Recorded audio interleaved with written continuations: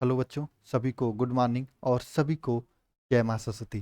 तो मैं आप सभी लोगों के लिए फिर से लेकर आ चुके हैं सुबह की 6 बजे वाली महत्वपूर्ण प्रश्नों की एक कैप्सूल क्लास। प्यारे बच्चों, आज के इस क्लास में हम लोग डिस्कस करने वाले हैं कक्षा 12 के भौतिक विज्ञान के चैप्टर 1 से लेकर 7 तक के 5 महत्वपूर्ण 2 नंबर वाले प्रश्न हैं। और ये सभी प्रश्नों को आज इसी क्लास में हम आप लोगों को पूरी तरीके से याद करा देंगे। और आप सभी लोग पूरा ध्यानपूर्वक इस लेक्चर को देखिएगा, ठीक है। और लास्ट में मैं आपको 2 होमवर्क भी दूंगा, ठीक है, जो कि 5 नंबर वाले प्रश्न होंगे जिसको आपको खुद से सॉल्व करने होंगे, ठीक है। चलिए क्लास की शुरुआत करते हैं। और हाँ, मैं ये बता दूं, ये आपकी टाइम टेबल है जिस टाइम पर आपकी यूट्यूब की क्लासेज चलती हैं, जहां पर हम आप लोगों की इंपॉर्टेंट क्वेश्चंस की तैयारी करवा रहे हैं, जिससे आप लोग आसानी से पढ़कर 90% ला सकते हैं। देखिए, सुबह में 6 बजे आपकी ये कैप्सूल क्लास होती है। 6:30 से 7:30 के बीच में फिजिक्स की क्लास होती है। 7:30 से 8:30 के बीच में केमिस्ट्री की क्लास होती है। 8:30 ये शाम को क्लासेज होती है। 8:30 से 9:30 में शाम को आपकी मैथ और बायोलॉजी की क्लास होती है। फिजिक्स की क्लास में 750 महत्वपूर्ण प्रश्न कराए जा रहे हैं। फिजिक्स में 600, केमिस्ट्री में 650 महत्वपूर्ण प्रश्न और मैथ बायोलॉजी में आपके 500 महत्वपूर्ण प्रश्न कराए जा रहे हैं। प्यारे बच्चों, अगर आप अभी तक कुछ भी नहीं पढ़े, अगर आप इन क्लासेज को लेकर, जो कि फ्री में यूट्यूब पे चल रही हैं, आप इतने क्वेश्चंस को बढ़िया से तैयार कर लेते हैं, तो आपको बोर्ड में 90 प्लस लाने से कोई नहीं रोक सकता। लेकिन मेहनत थोड़ी सी करनी पड़ेगी। क्लासेस पूरी तरीके से चल रही हैं, आप टाइम पे आके क्लासेस को करिए। साथ में इसका पीडीएफ आपको अल्फा इंस्टीट्यूट प्रो ऐप पे भी दे दिया जा रहा है, ठीक है। और साथ में अपने दोस्तों को भी बताइए, ठीक है। चलिए क्वेश्चन नंबर 1 की ओर चलते हैं। देखिए, क्वेश्चन यह है कि अनुनादी आवृत्ति किसे कहते हैं। देखो, ध्यान से पढ़िएगा सभी लोग। पहले कभी भी नहीं अनुनादी आवृत्ति के बारे में जान रहे होंगे, या चैप्टर पढ़े हों या ना पढ़े हों, ध्यान से पढ़ेंगे तो ये क्वेश्चन अभी याद हो जाएगा। देखिए, अनुनादी आवृत्ति होता क्या है। देखो, 2 प्रकार की आपकी प्रतिबाधा होती है। एक होता है एक्सेल, जिसे हम लोग क्या कहते हैं प्यारे साथियों, प्रेरण प्रेरण प्रतिघात। प्रतिघात आप लोग भी लिखिएगा कमेंट बॉक्स में। एक्सेल मतलब प्रेरण प्रतिघात। एक्सी, जिसका मतलब होता है धारती धारतीय प्रतिघात घात। तो ध्यान देना सभी लोग। देखो, एक्सेल क्या है, प्रेरण प्रतिघात है। और एक्सी क्या है, धारितीय धारितीय प्रतिघात है। अगर किसी परिपथ के लिए इस प्रेरण प्रतिघात एक्सेल का मान इस धारती प्रतिघात एक्सी के बराबर हो जाए, तो ये कंडीशन आपकी क्या कहलाती है, अनुनादीय कंडीशन कहलाती है, अनुनाद कहलाता है। बात समझना, अनुनाद की स्थिति में क्या होता है, प्रेरण प्रतिघात का मान धारती प्रतिघात के बराबर होता है ना। तो इस स्थिति को अनुनाद कहते हैं। और इस स्थिति में जो आवृत्ति होती है उसे अनुनादी आवृत्ति मेरे प्यारे बच्चों कहा जाता है।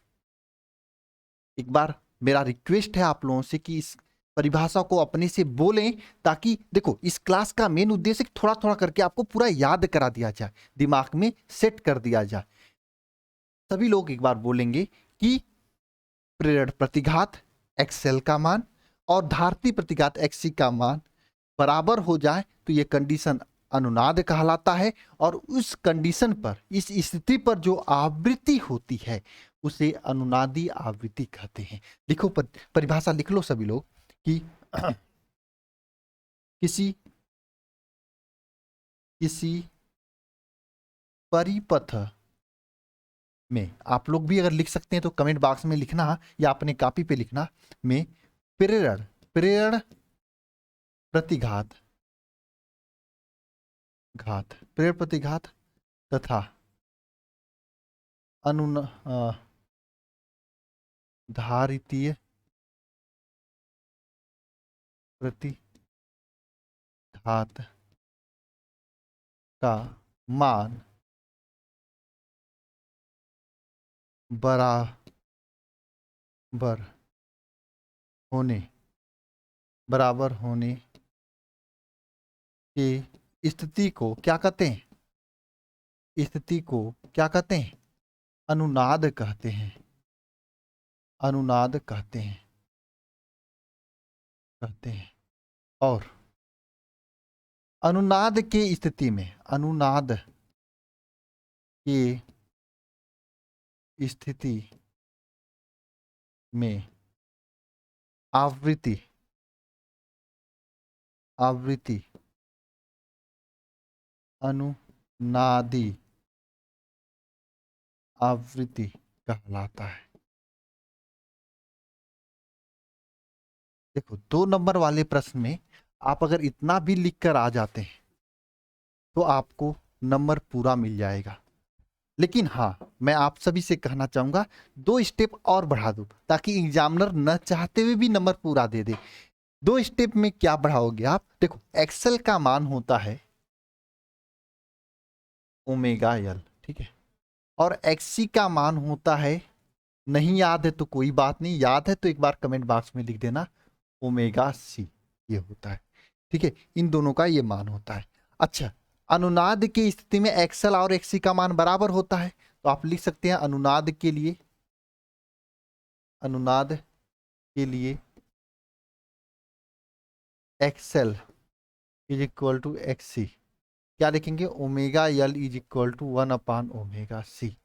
इसको क्या लिखेंगे? Omega square is equal to L C. Omega का वैल्यू क्या आ जाएगा? 1/√LC। ठीक है, और मैं आपको बता दूं कि ओमेगा का वैल्यू जो होता है 2πf होता है। आपको पता है ओमेगा का वैल्यू 2πf होता है। तो आप लिखना यहाँ पे कि 2πf इज इक्वल टू क्या?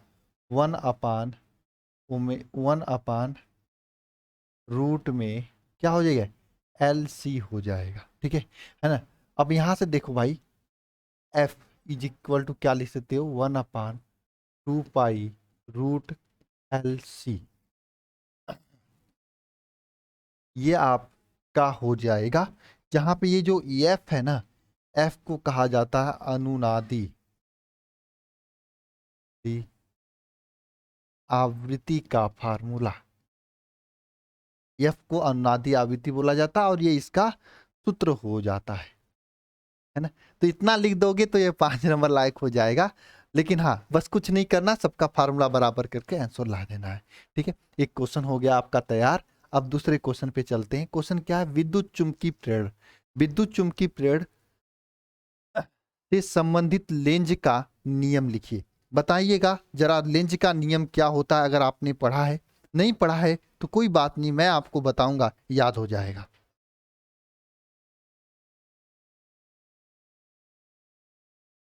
देखो, अगर इस लेंज का नियम क्या कहता है कि कोई अगर वैद्युत परिपथ है, ये मान लो वैद्युत परिपथ में है, ये आपका क्या है? परिपथ है। ठीक है, इस परिपथ में प्रेरित विद्युत वाहक बल या फिर प्रेरित धारा की दिशा सदैव ऐसी होती है कि वह उस कारण का विरोध करती है जिसके कारण वह स्वयं उत्पन्न होती है। मेरे प्यारे बच्चों, आपको याद हुआ क्या परिभाषा? मेरे प्यारे भाइयों बहनों, याद हुआ परिभाषा? लेंज का नियम याद हुआ? यानी किसी भी परिपथ में प्रेरित विद्युत वाहक बल या प्रेरित धारा का दिशा हमेशा सदैव ऐसी होती है कि वह उस कारण का विरोध करती है जिसके कारण यह उत्पन्न होती है। और लिखते हैं परिभाषा को। किसी परिपथ में, किसी परिपथ में प्रेरित विद्युत वाहक बल या प्रेरित धारा की दिशा सदैव क्या होती? सदैव ऐसी होती सदैव ऐसी होती है, प्रेरित विद्युत वाहक बल या प्रेरित धारा की दिशा सदैव कैसी, सदैव ऐसी होती है कि वह कि वह उस कारण का विरोध करती है जिसके कारण वह स्वयं उत्पन्न होती है। बात समझना सभी लोग, यानी कि ये प्रेरित विद्युत वाहक बल या प्रेरित धारा जो होती है वह उस कारण का विरोध करती है जिसके कारण यह स्वयं उत्पन्न होती है। ये लेंज का नियम हो गया। लेंज का नियम क्या है? किसी परिपथ में प्रेरित विद्युत वाहक बल या प्रेरित धारा की दिशा सदैव ऐसी होती है कि वह उस कारण का विरोध करती है जिसके कारण से वह स्वयं उत्पन्न होती है। ठीक है, अगला क्वेश्चन देखते हैं हम लोग। क्या है अगला क्वेश्चन, बताइए सभी लोग। स्वप्रेरक, देखो मैं क्वेश्चन को 7वें चैप्टर से लेके चला हूं क्योंकि पहले चैप्टर से तो कई बार आप लोग पढ़ चुके हो, कई बार याद हो चुका है। 7वें चैप्टर से कर रहे हैं ताकि ये आपको भला हो। जो चीजें मैं करता हूँ सब चीजें मेरे प्यारे भाई आप सभी लोगों के लिए करता हूँ। तबीयत सही नहीं है, बुखार आ रहा है, सर दर्द कर रहा और बहुत सारी समस्याएं पीछे से खड़ी हैं, लेकिन फिर भी मैं आपके लिए आगे से खड़ा हूं, बस आपके लिए दिल से, बस। और आपसे मांगता क्या हूं? कुछ नहीं, एक ही चीज मांगता हूं, डेडिकेशन और मेहनत। बस मेहनत करोगे डेडिकेशन के साथ में तो रिजल्ट आएगा, और रिजल्ट जब आएगा तो उसमें मेरा भी योगदान थोड़ा सा होगा कि मैंने भी मेहनत किया था खड़े होके। ठीक है, चलो क्वेश्चन पे चलते हैं मेरे भाई। क्वेश्चन क्या है आपके सामने कि स्वप्रेरण गुणांक या स्वप्रेरकत्व की परिभाषा और मात्रक देखिए। देखिए आपको स्वप्रेरण की गुणांक या स्वप्रेरकत्व की परिभाषा या फिर उसका मात्रक लिखना है। तो स्वप्रेरण गुणांक या स्वप्रेरकत्व होता क्या है? आपको पता है, यल होता है, यल यल होता है। अगर आपको नहीं पता तो जान लो, यल होता है, यल होता है स्वप्रेरण गुणांक या स्वप्रेरकत्व। यल इज इक्वल टू होता क्या है? यल इज इक्वल टू होता क्या है बताओ? L is equal to formula बताओ जरा कमेंट बॉक्स में कमेंट करके।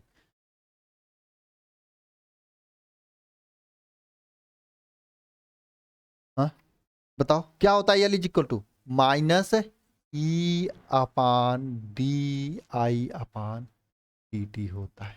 यहाँ पे ई क्या है ध्यान देना, यहाँ पे ई आपका है विद्युत वाहक बल, विद्युत वाहक बल, और D i upon d T जो है ना ये धारा में परिवर्तन है, यह धारा में परिवर्तन है।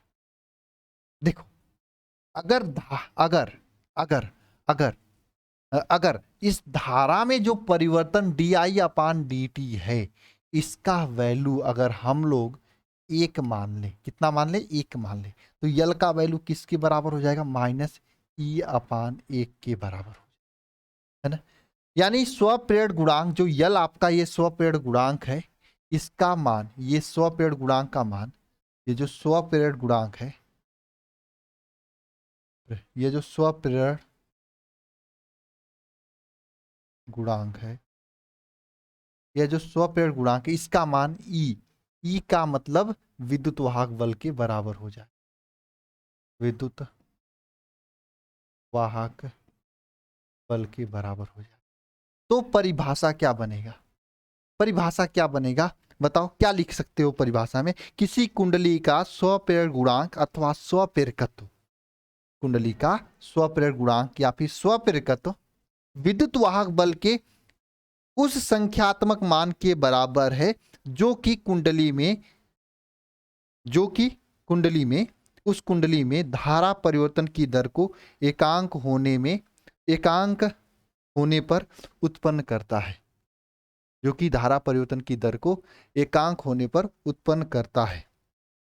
लिख सकते हो, है ना। और इसका मात्रक हेन नहीं होता, आपको ये पता ही है, तो परिभाषा लिख दो। लिखो परिभाषा सभी लोग। क्या? स्वप्रेरण किसी किसी कुंडली किसी कुंडली का स्वप्रेरण गुणांक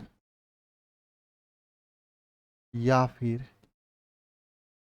स्वप्रेरकत्व या स्वप्रेरक गुणांक या फिर स्वप्रेरकत्व का मान जो होता है, किसी कुंडली के स्वप्रेरक गुणांक या स्वप्रेरकत्व का मान जो होता है, कुंडली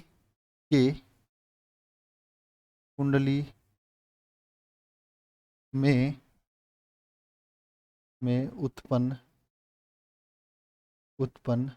उस विद्युत वाहक बल के बराबर होता है, उस विद्युत वाहक बल के बराबर होता है जो जो कि कुंडली में एकांक धारा परिवर्तन पर उत्पन्न होता है। एकांक धारा परिवर्तन उत्पन्न करता है ना? उत्पन्न करता है। अरे एकांक धारा परिवर्तन करने पर उत्पन्न होता है, करता नहीं होगा, होता है। बात समझ में आई मेरे प्यारे साथियों? याद हो रहा है कि नहीं हो रहा? और इसका मात्रक की बात करें, मात्रक आपका हेनरी होता है, तो आपको पता ही है ना? आगे चला जाए, चौथे क्वेश्चन पे चला जाता है। और हाँ, अगर आप नए बच्चे हो, अभी तक कुछ भी नहीं पढ़े हो मेरे प्यारे बच्चों, तो आप सभी लोगों के लिए एक प्यारा सा बैच है, शिखर 2.0 बैच, जिसमें आपको शुरुआत से चैप्टर 1 से चीज़ों को पढ़ाया जा रहा है। हालांकि अब इस बैच में भी 2-3-4 चैप्टर आगे निकल चुके हैं, थोड़ा सा आपका बैकलॉग तैयार हो जाएगा अगर अभी से ज्वाइन कर रहे हो, फिर भी थोड़ा सा होगा तो आप जल्दी से उसे कवर कर लोगे।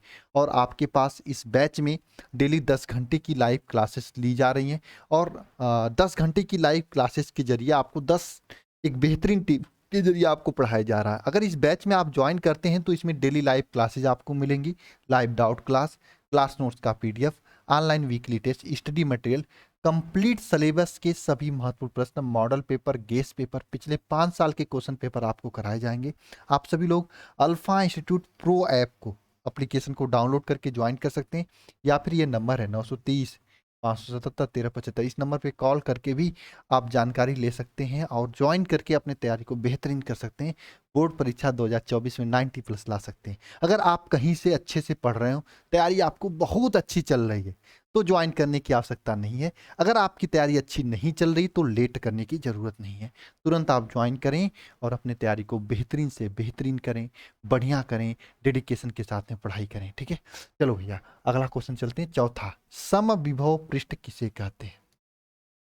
शब्द क्या है? सम है, विभव है, पृष्ठ है। देखो भाई, शब्दों से हम लोग इसका परिभाषा बना लेंगे। सम मतलब क्या होता है? समान। विभव मतलब क्या होता है? विभव। पृष्ठ मतलब पृष्ठ होता है कि सरफेस होता है, तो एक ऐसा पृष्ठ जिस पर उपस्थित सभी बिंदुओं पे विभव समान हो, उस पृष्ठ को क्या कहते हैं? समविभव पृष्ठ कहते हैं। आप लिख सकते हैं परिभाषा में, एक ऐसा पृष्ठ जिस पर उपस्थित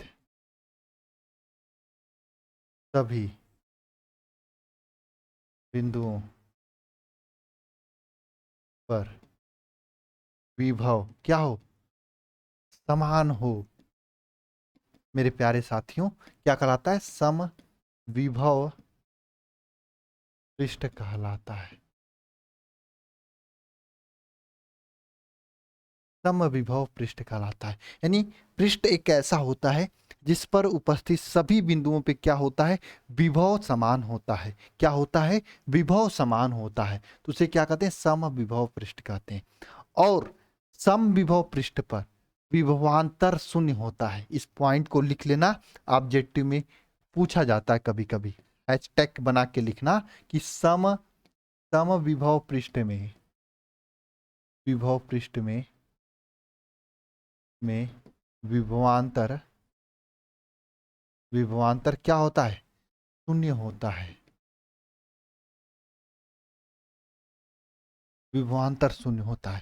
साथ में एक और पॉइंट लिखना सभी लोग कि जो समविभव पृष्ठ होता है मेरे प्यारे साथियों, समविभव पृष्ठ जो होता है इसमें आपका किया गया कार्य शून्य होता है। ठीक है, समविभव पृष्ठ में क्या होता है? समविभव पृष्ठ में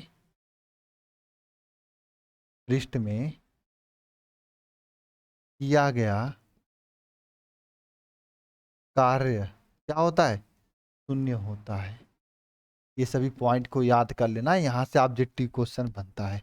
यानी समविभव पृष्ठ में विभवांतर शून्य होता है और समविभव पृष्ठ में किया गया कार्य क्या होता है? शून्य होता है। ठीक है, ये हो गया। हाँ, ये हो गया चौथा क्वेश्चन। अच्छा, पांचवा और ये तीन को चीज आपके लिए होमवर्क लेकर आया हूँ। इसको तो आपको तुरंत लगे हाथ कमेंट बॉक्स में कमेंट कर देना। साथ में इन दो क्वेश्चन जो कि लॉन्ग क्वेश्चन है, 5 नंबर में पूछे जाते हैं ये दोनों क्वेश्चंस, इन दोनों क्वेश्चंस को लिख लेना, कमेंट सॉरी अपनी कॉपी पे लिख लेना। अगर अच्छा मानते हो, मुझे अपना गुरु मानते हो, मेरे अकॉर्डिंग चल रहे हो मेरे प्यारे भाई, आप कहीं से भी पढ़ाई कर रहे हो, तो आपको एक काम करना है, इसको अपने एक कॉपी पे सॉल्व कर लेना है। और ये नंबर है मेरा 930 577 1375। ठीक है, इस नंबर पर आप टेलीग्राम कर देना। ठीक है, टेलीग्राम करना, व्हाट्सएप मत करना मेरे प्यारे भाई, मेरे प्यारे बच्चों। आप व्हाट्सएप मत करना प्लीज, टेलीग्राम करना। व्हाट्सएप करोगे तो मेरे पास आएगा ही नहीं, तो फिर करने का क्या ही मतलब। हाँ, टेलीग्राम करोगे तो मेरे पास आ जाएगा, है ना?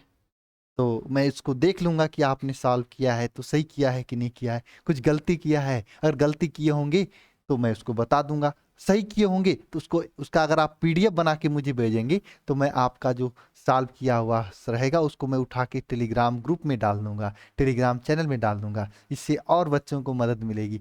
आप अगर सॉल्व करके भेजोगे तो आपका भी रिवीजन होगा, है ना? तो आप बिल्कुल जरूर से सॉल्व करिएगा और खूब मेहनत करिए इस समय, क्योंकि अब समय आ चुका है कि अब जितना करोगे उतना कम रहेगा। 90 प्लस लाने के लिए इतना कर दो कि 99 प्लस आ जाए। ठीक है, ये आपके मेहनत के ऊपर डिपेंड करता है, कितना मेहनत कर रहे हैं और कितना आ रहा है। ठीक है, तो मेरे प्यारे साथियों, मेरे प्यारे बच्चों, मेरे प्यारे भाइयों और बहनों, तो आज की क्लास से मैं विदा लेता हूँ। फिर शाम को मिलेंगे हम लोग 650 वाले क्वेश्चनों में।